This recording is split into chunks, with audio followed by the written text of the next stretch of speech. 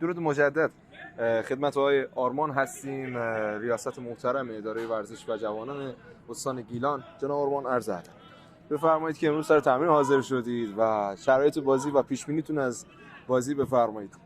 بسم الله الرحمن الرحیم. عرض سلام و ادب و احترام دارم محضر جنابعالی و همه بینندگان برنامه خوب شما. خب اولا که بسیار خوشحالم که تیم خوب پرهوادار داماشو در مرحله پلی‌آف راهیابی به لیگ دسته یک میبینم و بازی خب بازی سختیه، بازی حساسیه و همینجا بایستی کل استان گیلان، همه هواداران و همه مسئولین باید کمک کنیم و این ظرفیت و این فرصتی که الان نصیب استان گیلان شده انشالله بتونیم با صعود شیرین داماش به لیگ دسته اول فوتبال ایران در واقع این هدیه بزرگ، عید بزرگ رو در واقع روز بزرگی که این باشگاه ما صعود بکنه تقدیم کنه به همه هواداران و فوتبال دوستان استان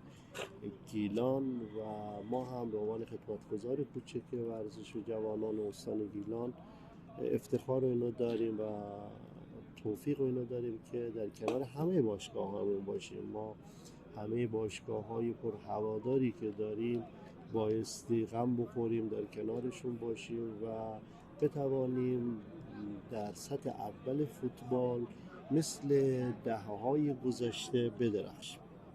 ممنون از شما. سوال آخر، زیادم مزاحم وقت شما نمیشم.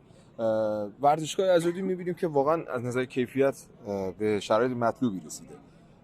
با توجه به اینکه یه مقدار هنوز به اون 100% آمادگی کامل برای برگزاری مسابقه نرسیده، پیش بینی شما چه هستش؟ به نظر شما تا چه مدت باید ما منتظر باشیم که ورزشگاه آزادی به همون شرایط سابق برگرده؟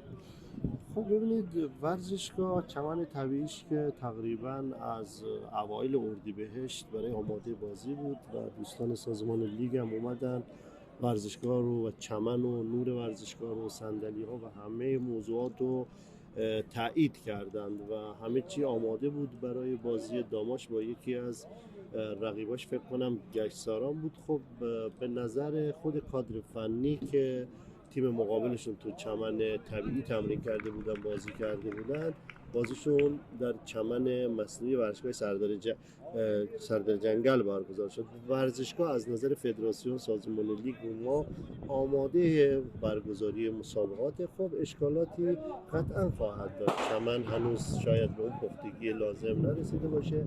مهم اینه که بعد از 13-14 سال ورزشگاه رو ما مجددا به چرخه بهره برداری رسوندیم و امیدوارم که سالهای آتی در فصل 402-403 باشگاه‌های پرهوادار ما مثل باشگاه سفید رود، مثل داماش بتوانیم بالاخره این ورزشگاه میزبانی بکنن و شرایط و کار رو برای صعود راحت‌تر باشه و قطعاً چون داخل شهر هواداران راحت‌تر میتونن بهتر راحت‌تر میزبانی بکنیم. اما این پایان کار ما نیست. عمده هدف ما سکوهای روبروست که به صورت در واقع کامل مثل ورزشگاه سیروس قایقران بندرانزلی کامل بکنیم که همه هواداران و در واقع بتونن راحت تیم مورد علاقه‌شون رو تشویق کنن. ممنون از شما. مرسی از وقتی گذاشتید.